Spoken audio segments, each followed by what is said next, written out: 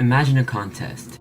You and a friend are sitting across from each other, and you both have exactly 15 seconds to write down as big a finite number as you can. Sounds simple, right? Maybe even a bit childish? A naive thing to do would be to simply write down a long string of 9s, as you could beat that with a simple exponent. Or perhaps you could stack the exponents. This number would be far bigger than the previous two.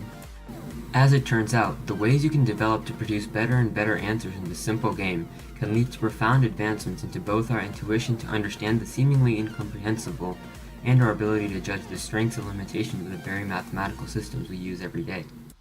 But for now, back to the game. Through many years, mathematicians have studied how to create, examine, and classify very, very large numbers and fast-growing functions, and this has become its own field of mathematics called Googology. They have created a sequence of functions, each growing more quickly than the ones preceding it, and they've classified them according to a special kind of number, called an ordinal, which specifies where in the sequence a function lies. These ordinals can be as simple as the whole numbers, 0, 1, 2, and so on, all the way through things called transfinite ordinals, which can all specify where a function lies in this hierarchy. The smallest of these is omega, which is the first ordinal larger than all of the whole numbers, which is then followed by omega plus 1, omega plus 2, and so on through an infinite sequence of ever larger ordinals, each being able to produce a function that grows more quickly. What this allows us to do is to produce gargantuan numbers simply through a small input to these extremely fast-growing functions. Now I know what you're thinking. Sure, making these large numbers is cool and all, but how does this matter? Well, as I said before, the insight to use infinite-sized ordinals to classify functions allows us to relatively easily rank different enormous quantities in relation to each other, when simply writing them down would be impossible. In addition, this sequence of functions also allows us to measure the strength of mathematical systems. Let me show you what I mean.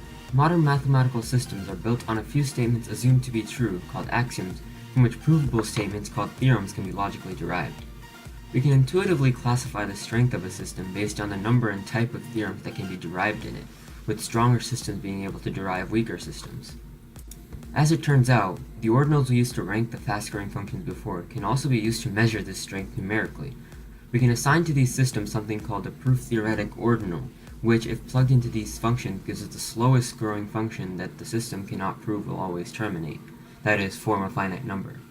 This gives us a handy way to measure the strength of a system with a fast-growing function, and allows us to rank mathematical systems by the size of their proof-theoretical ordinal, a method called ordinal analysis.